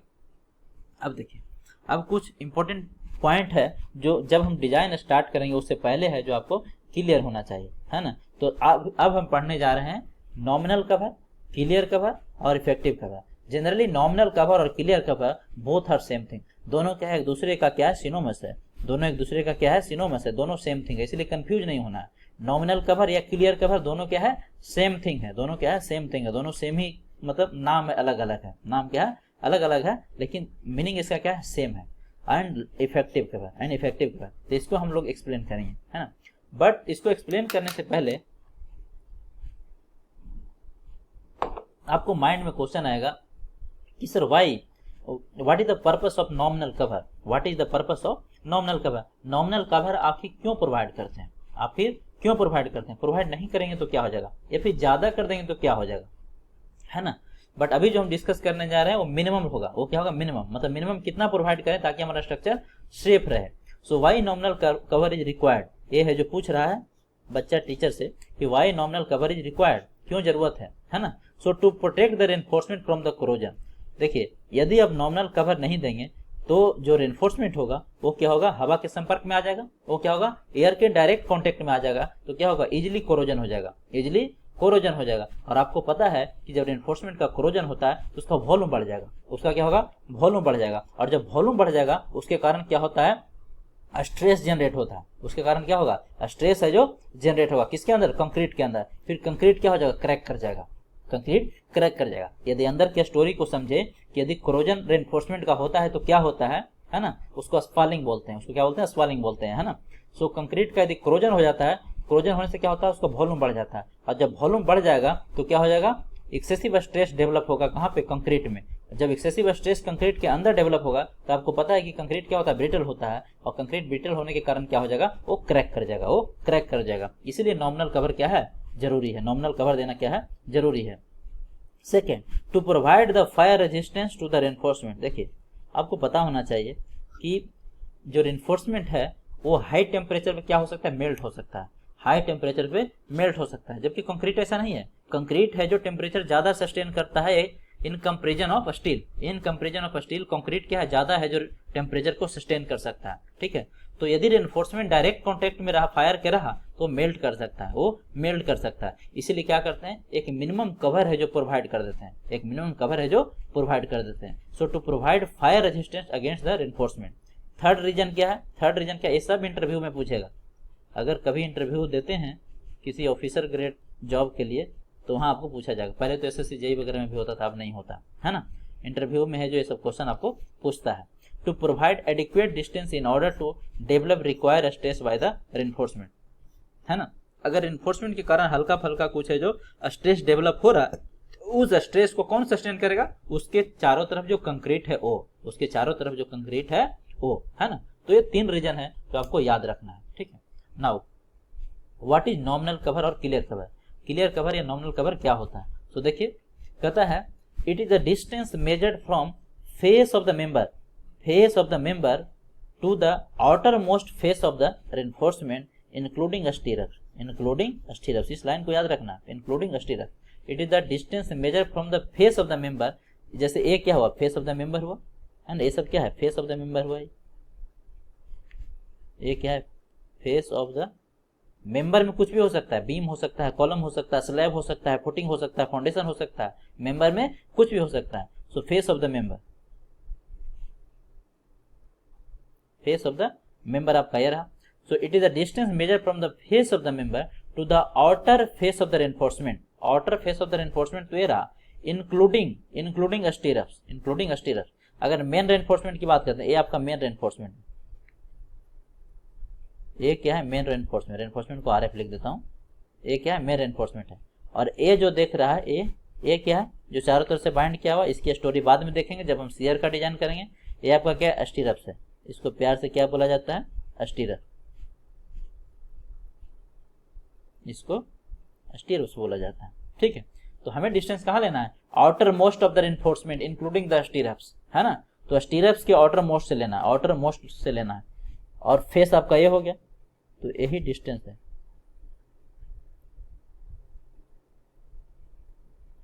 ये जो डिस्टेंस है आपका, इसी को छोटू लोग क्या बोलते हैं, नॉमिनल कवर बोलते हैं। इसको क्या बोलते हैं, नॉमिनल कवर बोलते हैं। सो क्लियर है नॉमिनल कवर का concept. Now next one is effective cover, next one is effective cover. Effective cover क्या होता है, कहता है it is the distance measure from the face of the member, face of the member तो common है, face of the member to the centroid of the main reinforcement, to the centroid of the main reinforcement. नहीं पता चला, कोई बात नहीं। देखिए ये कहता है, ये तो आपका फेस ऑफ द मेंबर हो गया, ये क्या हो गया, फेस हो गया, फेस ऑफ द मेंबर वो अलग बात है, यहाँ पे बीम लिए हैं, face of the member, member, ठीक है, फेस ऑफ द मेंबर। सो क्या कहता है, फेस ऑफ द मेंबर से कहां तक का डिस्टेंस लेना है, centroid of the main reinforcement. तो मेन रेनफोर्समेंट तो ये रहा, तो इसका सीजी आपका ये रहा, मेन रेनफोर्समेंट का सीजी क्या रहा, ये रहा, ये इसका क्या है, मेन रेनफोर्समेंट का सीजी, ये आपका मेन रेनफोर्समेंट का क्या है, सीजी है ना, ये का मेन रेनफोर्समेंट का सीजी है। तो ये जो डिस्टेंस होगा, ये जो डिस्टेंस होगा आउटर मोस्ट से ये सीजी तक का, इसी डिस्टेंस को क्या बोलते हैं, इफेक्टिव कवर बोलते हैं। इसको क्या बोलते हैं, इसको क्या बोलेंगे, इफेक्टिव कवर बोलेंगे, इफेक्टिव कवर बोलेंगे। ठीक है, इफेक्टिव कवर बोलते हैं। और इसको जनरली है जो डी डैश से डिनोट करते हैं। इफेक्टिव कवर किसे डिनोट करते हैं, डी डैश से डिनोट करते हैं, स्मॉल डी डैश से। ठीक है, अब देखिए ये क्या है, ये ओवरऑल डेप्थ है, यहाँ से यहाँ तक, है ना, यहाँ से यहाँ तक, आउटर सरफेस से आउटर सरफेस ओवरऑल डेप्थ है। और ये स्मॉल डी है, इसको इफेक्टिव डेप्थ बोलते हैं, यहाँ से यहाँ तक। ये क्या हो गया, इफेक्टिव कवर हो गया, यहाँ से इफेक्टिव कवर हो गया। ये डिस्टेंस यहाँ से भी ले सकते हैं, कंफ्यूज नहीं होना, चाहे तो यहाँ से भी ले सकते हैं, यहाँ से भी ले सकते हैं, बट यहाँ से लेंगे तो यहाँ तक हो जाएगा, यहाँ से लेंगे तो यहाँ तक हो जाएगा, है ना। ये डिस्टेंस हो जाएगा कौन, इफेक्टिव डेप्थ हो जाएगा। ये आपका क्या हो जाएगा, स्मॉल डी हो जाएगा, है ना, इफेक्टिव डेप्थ हो जाएगा। ठीक है, सो सीजी से लेना है, कहाँ से लेना है, सीजी से लेना है। ठीक है, तो देखिए कहता है it is the distance measure from the face of the member to the centroid of the main reinforcement. अब इसको कैलकुलेशन कैसे करेंगे, ये बहुत इंपॉर्टेंट है, इवन दोनों इंपॉर्टेंट है। कैसे इंपॉर्टेंट है जो अभी आपको पता चलेगा, है ना। सो इफेक्टिव कवर क्या फॉर्मूला होगा, क्लियर कवर या nominal cover plus clear cover plus, देखिए यहाँ पहुँच गए हैं, उसके बाद क्या लेना है, यहाँ तक पहुँच गए ना, है ना, उसके बाद क्या लेना है, diameter of stirrups, diameter of stirrups भी तो आएगा, और उसके बाद ए डिस्टेंस। इसी को अगर देखा जाए इसमें करता हूँ तो गड़बड़ हो जाएगा, डायमीटर ऑफ स्टीरप्स भी आएगा, है ना। अगर यहाँ तक कवर कर रहे हैं तो यहाँ तक तो नॉमिनल कवर है, ये आपका क्या है, नॉमिनल कवर है यहाँ तक। उसके बाद आगे बढ़ेंगे तो सबसे पहले किन से मुलाकात होगी, सबसे पहले मुलाकात होगी आपको स्टीरप से, तो स्टीरप का डायमीटर लेना पड़ेगा, और उसके बाद half of the diameter of main reinforcement, है ना। इधर से आप मूव कीजिए, इधर से आप मूव कीजिए तो क्या होगा, यहाँ से चलना स्टार्ट किए, यहाँ तक पहुँच गए, यहाँ से चलना स्टार्ट किए, यहाँ तक पहुँच गए। ये क्या हो गया छोटे लोग, नॉमिनल कवर या क्लियर कवर। बट हमें तो इफेक्टिव कवर निकालना है, तो क्या करना पड़ेगा, फिर डाया ऑफ स्टीरप से जो ऐड कीजिए, जोड़िए, उसके बाद half of the dia of main reinforcement से जो ऐड कीजिए, मेन रेनफोर्समेंट है जो ऐड कीजिए। तो वही लिखा हूँ, clear cover plus diameter of stirrups plus 0.5 times of diameter of main reinforcement, 0.5 times of diameter of main reinforcement. तो ये फार्मूला है जो आपको याद होना चाहिए, फार्मूला है जो आपको याद होना चाहिए, है ना, फार्मूला आपको याद होना चाहिए। इस पर क्वेश्चन आएगा, क्वेश्चन कैसे पूछता है, वो स्टीरप्स का डाया दे देगा, स्टीरप्स का डाया दे देगा। सपोज कीजिए कोई बीम है जिसका क्लियर कवर मान लेते हैं 20 है ना, डायमीटर ऑफ स्टीरप्स है जो मान लेते हैं 8 mm है ना, ठीक है, और जो मेन रेनफोर्समेंट है उसका डाया है जो 20 mm है, उसका डाया है जो 20 mm है। तो आपको इफेक्टिव कवर कितना हो जाएगा बताइए, 20 plus 8 plus half of the कितना 10, तो कितना हो जाएगा बताइए, 20 8 28, 28 और 10 38, 28 और 10 38। तो इस तरह से क्वेश्चन पूछता है, उस तरह से क्वेश्चन पूछता है ना। स्टीरप्स का डायमीटर कितना ले लिए, 8 ले लिए, मेन रेनफोर्समेंट का डाया कितना ले लिए, 20 ले लिए, और क्लियर कवर है जो बीम के लिए कितना ले लिए, 20 ले लिए, 20 ले लिए, ठीक है। तो इस तरह से आपको क्वेश्चन पूछता है एग्जाम में mathematical. Now move to the next one. अब देखिए ये टेबल है जो काफी इंपॉर्टेंट है, ये टेबल है जो आपका काफी इंपॉर्टेंट है। इसमें देखिए पार्ट्स ऑफ स्ट्रक्चर है एक तरफ, दूसरा है मिनिमम कवर या मिनिमम नॉमिनल कवर या क्लियर कवर एज पर IS 456, एज पर IS 456, ठीक है। तो अगर बीम रहेगा तो 25 होगा, बीम क्या रहेगा तो 25 होगा। यहाँ पर देखिए मिनिमम 25 होना चाहिए, मतलब 25 से ज़्यादा भी चल सकता है। ये एग्जाम्पल के लिए तौर पे हम 20 ले लिए थे, है ना, जो कि गलत है एक तरह से। मिनिमम कितना होना चाहिए, 25 होना ही चाहिए। तो क्वेश्चन बनाने के लिए हिसाब से मैं जो एग्जाम्पल ले लिया था, ठीक है। तो बीम के लिए मिनिमम कितना होना चाहिए, 25। एग्जाम में डायरेक्टली क्वेश्चन यहाँ से ऑब्जेक्टिव बहुत बार पूछता है। स्लैब के लिए मिनिमम कितना होना चाहिए, 15 होना चाहिए। कॉलम के लिए कितना होना चाहिए, 40 होना चाहिए। फुटिंग के लिए कितना होना चाहिए, 50 होना चाहिए। फाउंडेशन के लिए कितना होना चाहिए, 75 होना चाहिए। देखिए यहाँ से मैचिंग टाइप का भी क्वेश्चन पूछता है। एक तरफ आपका पार्ट्स ऑफ स्ट्रक्चर दे देगा और एक तरफ आपका मिनिमम नॉमिनल कवर दे देगा, और आपको दोनों क्या होना होगा, मैच कराना होगा, दोनों आपको मैच कराना होगा। कभी कभी सिंगल क्वेश्चन पूछ लिया जाता है कि what is the minimum nominal cover for footing, है ना, तो फुटिंग के लिए कितना, 50। अब देखिए यहाँ पे ध्यान से अगर देखें तो स्लैब सबसे ऊपर होता है। कोई यदि आप रूम बनाते हैं तो स्लैब सबसे ऊपर होता है ना, तो उसका सबसे कम है, उसका सबसे कम है। और स्लैब किसके ऊपर सपोर्टेड होता है, बीम के ऊपर। स्लैब किसके ऊपर सपोर्टेड होता है, बीम के ऊपर, तो उसका थोड़ा ज्यादा है, वो 25 हो गया, है ना। फिर है जो बीम किसके ऊपर होता है, कॉलम के ऊपर, तो उसका और भी ज्यादा हो गया, उसका और भी ज्यादा हो गया। कॉलम किसके ऊपर सपोर्टेड होता है, फुटिंग के ऊपर, तो उसका और भी ज्यादा हो गया। और सबसे नीचे क्या है, फाउंडेशन है, सबसे नीचे क्या फाउंडेशन है, तो उसका सबसे ज्यादा हो गया, उसका सबसे ज्यादा हो गया। यानी सबसे कम किसका होता है, स्लैब का, उसके बाद उससे ज्यादा बीम का, उससे ज्यादा कॉलम का, और उससे ज्यादा फुटिंग का, है ना, और उससे ज्यादा फाउंडेशन का। बहुत सिंपल है, याद रखना है कि नहीं, बहुत सिंपल है, ठीक है। So slab, beam, column, footing, foundation, 15 25 40 50 75, 40 50 75। अब देखिए नेक्स्ट टॉपिक जो मैं डिस्कस करने जा रहा हूँ वो डिजाइन के लिए इंपॉर्टेंट है आपका effective span of the beam और slab. Effective span of the beam और स्लैब, क्योंकि जब हम लोड का कैलकुलेशन करेंगे, मोमेंट वगैरह निकालेंगे, तो वहाँ पे एल इफेक्टिव यूज मिलेंगे, एल इफेक्टिव यूज मिलेंगे। तो सबसे पहला जो डिस्कस करने जा रहे हैं वो है सिंपली सपोर्टेड बीम या स्लैब हो। बीम भी हो सकता है, स्लैब भी हो सकता है। तो ये क्या आपका रेनफोर्समेंट है, ये तो आपका क्या है, रेनफोर्समेंट है। ये आपका इफेक्टिव डेप्थ है, ये क्या है आपका इफेक्टिव डेप्थ है। ये आपका क्लियर स्पान है। क्लियर स्पान मतलब जो क्लियर अपने नेकेड आंखों से आप देख सकते हैं, जिसको आप खुली आंखों से देख सकते हैं। ये आपका बीथ ऑफ द सपोर्ट हो गया, ये क्या हो गया, बीथ ऑफ द सपोर्ट हो गया। ये मान लेते हैं क्या है, डब्लू है, ये मान लेते हैं डब्लू है, ठीक है, ये मान लेते हैं डब्लू है। तो खुली आंखों से तो यही डिस्टेंस दिखेगा आपको, खुली आंखों से आपको ये डिस्टेंस दिखेगा, है ना। लेकिन इफेक्टिव डेप्थ क्या होता है, इफेक्टिव डेप्थ थोड़ा सा इससे बड़ा होता है, थोड़ा सा इससे बड़ा होता है। ये वाला डिस्टेंस होगा, ये वाला आपका डिस्टेंस होगा, ये वाला डिस्टेंस होगा। इसी को क्या बोलते हैं, एल इफेक्टिव, एल इफेक्टिव, इसको क्या बोलते हैं, एल इफेक्टिव। अब ये निकालेंगे कैसे, ये निकालेंगे कैसे, तो इफेक्टिव डेप्थ है जो टाइप ऑफ स्ट्रक्चर पे भी डिपेंड करेगा, मतलब कहने का मतलब है कि टाइप ऑफ बीम पर भी डिपेंड करेगा, चाहे सिंपली सपोर्टर के लिए अलग होगा, है ना, कैंटिलीवर के लिए अलग होगा, कंटिन्यूअस के लिए अलग होगा। तो सबसे पहले सिंपली सपोर्टर के लिए याद रखते हैं, this one is very very important, ये नंबर ऑफ टाइम्स क्वेश्चन यहाँ से पूछता है। एल इफेक्टिव क्या होता है, minimum of L not plus W and L not plus D, है ना, मतलब क्लियर स्पान प्लस बी और clear span plus depth plus effective depth, ये दोनों में जो मिनिमम होगा, ये दोनों में जो मिनिमम होगा वो क्या होगा, एल इफेक्टिव होगा, वो क्या होगा, एल इफेक्टिव होगा। सो minimum of L not plus W and L not plus D, ये दोनों में जो मिनिमम होगा वो क्या होगा, एल इफेक्टिव होगा, है ना। और बहुत इंपॉर्टेंट है, यहाँ से न्यूमेरिकल क्वेश्चन पूछता है, डब्ल्यू का वैल्यू दे देगा, एल नॉट का वैल्यू दे देगा, डी का वैल्यू दे देगा, और गेट में पूछा भी है 2 नंबर में एक बार, है ना। सो विड्थ ऑफ सपोर्ट दे देगा, इफेक्टिव डेप्थ दे देगा और क्लियर स्पान दे देगा, बोलेगा what is the effective span of the beam, what is the effective span of the beam. So minimum of L not plus W and L not plus D. Now move to the next one. Second क्या हो सकता है, continuous beam हो सकता है, second क्या हो सकता है, कंटिन्यूअस बीम हो सकता है ना। यहाँ पे एल नॉट क्या है, क्लियर स्पान है, एल नॉट क्या है आपका, क्लियर स्पान है, डी क्या है, इफेक्टिव डेप्थ है। इफेक्टिव डेप्थ क्या होता है आपको पता है, इफेक्टिव डेप्थ, इफेक्टिव डेप्थ, और वी डब्ल्यू क्या है, विड्थ ऑफ सपोर्ट,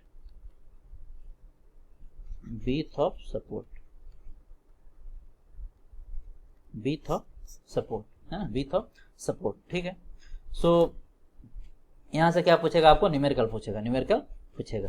अब देखिए ये तो रहा किसकी स्टोरी, सिंपली सपोर्टेड बीम के स्टोरी, है ना। आगे पढ़ी, नेक्स्ट है जो कंटिन्यूअस बीम है, नेक्स्ट है जो कंटिन्यूअस बीम है। तो कंटिन्यूअस बीम में है जो नंबर ऑफ केस लेना पड़ेगा आपको, ये नंबर ऑफ केस लेना पड़ेगा। जैसे फर्स्ट केस बोलता है कि यदि विड्थ ऑफ द सपोर्ट है जो less than 1/12 of the clear span है, विड्थ ऑफ द सपोर्ट है जो less than 1/12 of the clear span है, मतलब एल नॉट है। अगर ए केस है W less than L not by 12 है, तो इस केस में कहता है कि जो इफेक्टिव स्पान होगा same as the simply supported beam होगा, same as the simply supported beam होगा। और सिंपली सपोर्टेड में क्या होता था, L effective minimum of L not plus W और L not plus D, L not plus D, ये दोनों में जो मिनिमम होगा वो वाला लेंगे, ये दोनों में जो मिनिमम होगा वो वाला लेंगे। दूसरा केस क्या बोलता है, दूसरा केस बोलता है कि width of the support greater than 1/12 of the clear span, कहने का मतलब क्या है, दैट इज W है जो क्या होगा, greater than L not by 12, L not by 12। अगर ए वाला केस है, सेकंड वाला, जब सेकंड वाला केस है तो 2 सब केस बनता है, 2 सब केस बनता है। पहला सब केस कहता है कि when one and is fixed and other and is continuous, one and is fixed and other and is continuous, और बोथ कंटिन्यूअस, और बोथ कंटिन्यूअस। जैसे यहाँ पे देख सकते हैं वन एंड फिक्स है और अदर एंड क्या है, कंटिन्यूअस है, अदर एंड कंटिन्यूअस है। तो इस केस में जो इफेक्टिव स्पान होगा वो एल नॉट के एल इफेक्टिव एल नॉट के बराबर हो जाएगा, एल इफेक्टिव एल नॉट के बराबर है। जैसे इस स्पान के लिए इसको स्पान 1 बोल दीजिए, इसको स्पान 2 बोल दीजिए, इसको स्पान 3 बोल दीजिए, है ना। सो फॉर स्पान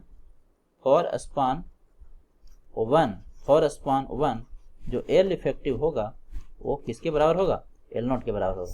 जो एल इफेक्टिव होगा किसके बराबर होगा, एल नॉट के बराबर होगा। Second case, when one end is simply supported and other end is continuous, other end is continuous, जैसे एक तो सिंपली सपोर्टेड है और दूसरा कंटिन्यूअस है। एग्जाम्पल इसका क्या होगा, स्पान 2, इसका एग्जाम्पल क्या होगा, स्पान 2। यहाँ ध्यान से देखिए, ए वाला एक एंड सिंपली सपोर्टेड है और एक कंटिन्यूअस है, आगे की ओर कंटिन्यूअस है। तो इस केस में क्या होगा, जो एल इफेक्टिव होगा, and this one is very very important, L effective होगा वो minimum of L not plus W by 2 और L not plus D by 2, ये दोनों में जो मिनिमम होगा वो वाला आंसर, दोनों में जो मिनिमम होगा वो वाला आंसर होगा, वो वाला आंसर होगा, ठीक है। तो बहुत सिंपल है, एल नॉट बाई 12 डब्ल्यू है जो less than L not by 12 है, तो क्या होगा, बहुत सिंपल हो गया, जैसे सिंपली सपोर्टेड क्या था वही वाला हो जाएगा। अगर L not W greater than L not by 12 होगा तो 2 केस बनता है, पहला one and is fixed and other and is continuous, उस केस में एल इफेक्टिव एल नॉट के बराबर होता है, मतलब इफेक्टिव स्पान जो होता है क्लियर स्पान के बराबर होता है। When one and is simply supported and other and is continuous. जब अदर एंड कंटिन्यूअस है इसका मतलब क्या होगा, एक एंड यदि कंटिन्यूअस है तो इसका बेस्ट एग्जांपल क्या होगा, span number second, span number second. क्योंकि यहाँ पे देखिए ये आपका क्या है, सिंपली सपोर्टेड है और सेकंड क्या है, कंटिन्यूअस है। तो इस केस में क्या होगा, एल इफेक्टिव क्या होगा, minimum of L not plus W by two and L not plus D by two. तो this one is also very very important. Now move to the next one. Next है जो आपका cantilever beam है। Next क्या है, cantilever beam है। Cantilever beam किसको बोलते थे, जिसका एक एंड तो फिक्स्ड होता था और दूसरा एंड क्या होता था, फ्री होता था। एक एंड फिक्स होता था और दूसरा क्या होता था, फ्री होता था। ठीक है, जैसे यहाँ पे देखिए इस पिक्चर में देख सकते हैं। तो इसमें क्या होगा, जो नेकेड आई से आपको दिखेगा, खुली आंखों से जो दिखेगा वो क्या है, क्लियर स्पान है, वो है क्लियर स्पान है ना। और सेंटर, जो सेंटर से लेंथ लेंगे वो क्या होगा, आपका क्या होगा, इफेक्टिव स्पान होगा। वो क्या होगा, इफेक्टिव स्पान होगा। यहाँ पे इफेक्टिव डेप्थ है जो स्मॉल डी है और विड्थ ऑफ द सपोर्ट है जो डब्ल्यू है। विड्थ ऑफ द सपोर्ट क्या है आपको, डब्ल्यू है। तो इस केस में आपका क्या होगा, इस केस में आपका जो इफेक्टिव का जो एल इफेक्टिव होगा, यहाँ पर जो एल इफेक्टिव होगा वो क्या होगा, वो आपका होता है L not plus D by to, L not plus D by to, L not plus D by two. तो ये भी आपको याद रखना है, ये भी आपको याद रखना है ना। नेक्स्ट है आपका स्टेयर केस, सीढ़ी है ना, स्टेयर केस। स्टेयर केस में देखिए, स्टेयर केस में है जो आपका, ये देखिए इस पोर्शन को, इस पार्टिकुलर पोर्शन को, ये जो पोर्शन है इसका जो हॉरिजॉन्टल अगर हम प्रोजेक्शन लें, इस पोर्शन यदि हम हॉरिजॉन्टल प्रोजेक्शन लें तो इसको गोइंग बोला जाता है। इसको क्या बोला जाता है, गोइंग। क्यों, क्योंकि इस पे कोई इंसान यदि चढ़ेगा तो क्या होगा, वो जाता ही रहेगा, वो जाता ही रहेगा, बीच में कोई रुकावट नहीं है ना। इसको क्या बोला जाता है, इसको गोइंग बोला जाता है। और ये वाला पोर्शन क्या है, ये क्या है, ये लैंडिंग है, लैंडिंग है। किसी को आराम करना है, थक गया तो यहाँ पे रुक जाएगा, है ना। ये भी क्या है, लैंडिंग है, ये भी क्या है, लैंडिंग है, रेस्ट करने के लिए, रेस्ट करने के लिए। ठीक है, तो ये आपका क्या है, टॉप व्यू है। अगर टॉप व्यू बनाएंगे तो कुछ ऐसा बनेगा, अगर टॉप व्यू बनाएंगे तो ये आपका लैंडिंग हो गया, ये भी लैंडिंग हो गया, बीच में गोइंग हो गया, बीच में गोइंग हो गया। तो इफेक्टिव स्पान जो होता है, जो effective span for staircase होता है, एक बार क्वेश्चन पूछा है कंपटीशन में यहाँ से, जो इफेक्टिव स्पान होता है वो लैंडिंग के मिडिल से, दो लैंडिंग के बीच का मिडिल का दूरी होता है ना, यहाँ से यहाँ तक, यहाँ से यहाँ तक, ये वाला डिस्टेंस, ये वाला डिस्टेंस। ठीक है, सपोज कीजिए जो लैंडिंग का लेफ्ट है वो एक्स है, क्योंकि सेंटर से लिए ये भी एक्स होगा।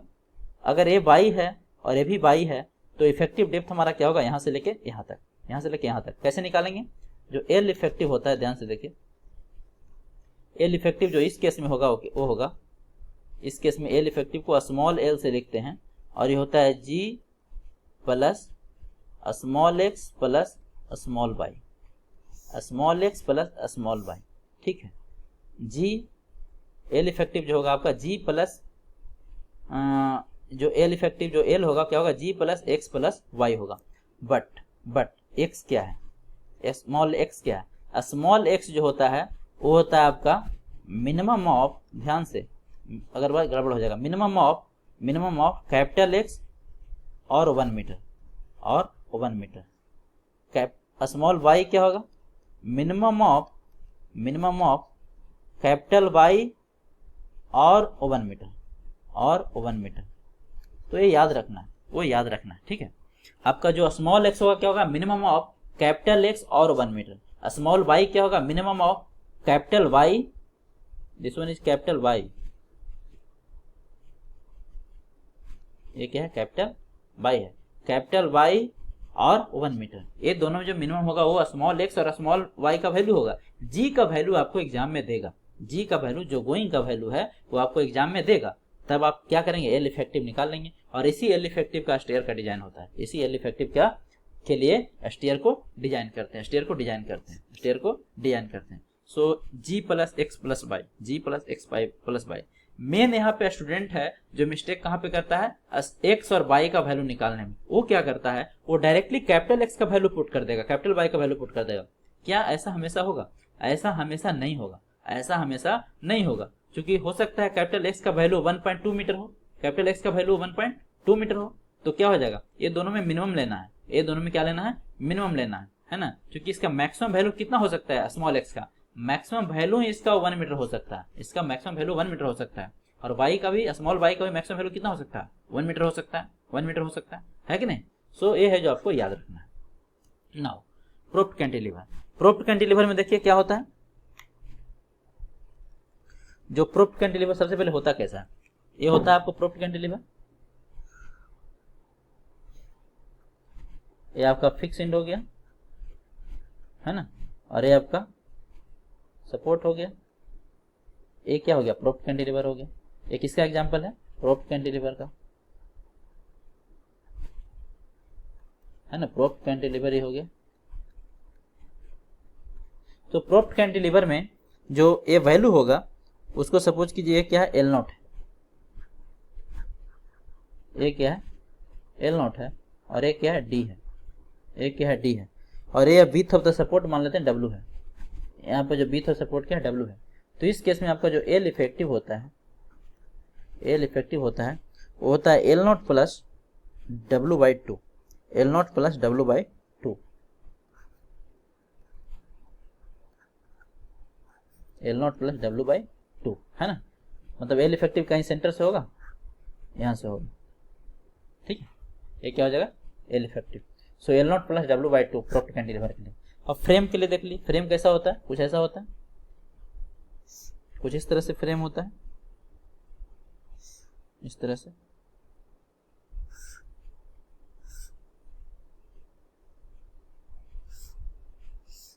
इस तरह से फ्रेम होता है।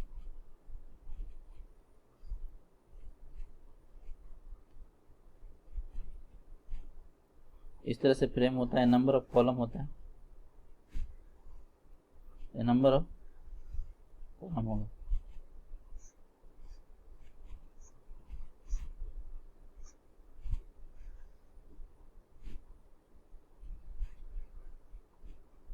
ये नंबर ऑफ कॉलम होता है इस तरह से, ये नंबर ऑफ कॉलम होता है, ठीक है। तो इस केस में जो आपका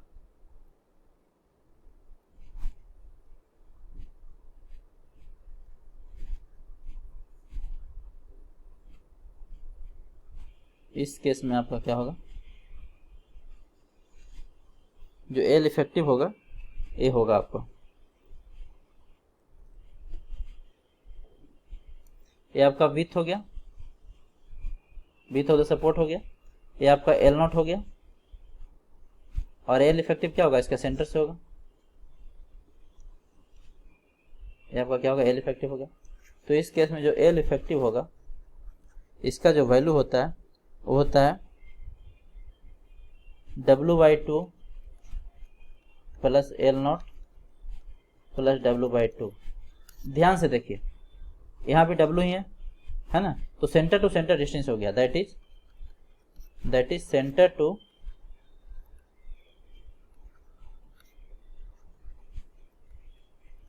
सेंटर डिस्टेंस ऑफ सपोर्ट,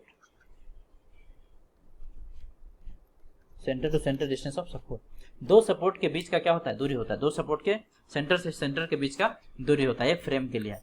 तो सब अपने आप में इंपॉर्टेंट है। इस सब का यूज कहाँ करते हैं, इस सब का यूज है जो आपका जब हम डिजाइन स्टार्ट करेंगे तो यहाँ पे करेंगे, खास करके बीम वाला पोर्शन है ना, कैंटिलीवर के लिए, सिंपली सपोर्टर के लिए, ये तो आपको याद ही होना चाहिए, आपको क्या होना चाहिए, याद होना चाहिए, है ना, ये आपको याद होना चाहिए, ठीक है। So this is all about today session. मैं आशा करता हूँ कि आप लोगों को काफ़ी अच्छे से समझ में आया होगा, और मैं फिर से बता दूं कि ये ओवरऑल जो सेशन है ऑब्जेक्टिव के लिए और इंटरव्यू के लिए काफ़ी इंपॉर्टेंट है। ऑब्जेक्टिव और इंटरव्यू के लिए क्या है, काफ़ी इंपॉर्टेंट है। कल से आपका डिजाइन पोर्शन स्टार्ट होगा बीम का, कल से है जो पहले है जो सिंगल बीम है जो डील करेंगे, है ना, पहले जंक्शन बताएंगे, उसके बाद है जो न्यूमेरिकल पोर्शन है जो स्टार्ट करेंगे। So this is all about today session. और अपना फीडबैक है जो कमेंट सेक्शन में जरूर लिखिए, है ना, वही है जो मुझे मोटिवेट करता है। तो आप है जो फीडबैक, जो भी आपको जैसा भी लेक्चर लगता है मतलब सुनने में जितना भी समझ में आता है, आप फीडबैक है जो जरूर दीजिए। और जितना भी सिविल स्टूडेंट है एटलीस्ट है जो पूरे बिहार में पॉलिटेक्निक कॉलेज हो गया या फिर आपका इंजीनियरिंग कॉलेज हो गया, सभी को आप शेयर कीजिए। So once again thank you for watching, all the best, जय हिंद। आप पीडीएफ के लिए है जो टेलीग्राम पे, पीडीएफ है जो टेलीग्राम पे आपको मिल जाएगा, जब 3-4 लेक्चर का एक बार पीडीएफ आपको प्रोवाइड किया जाएगा, है ना।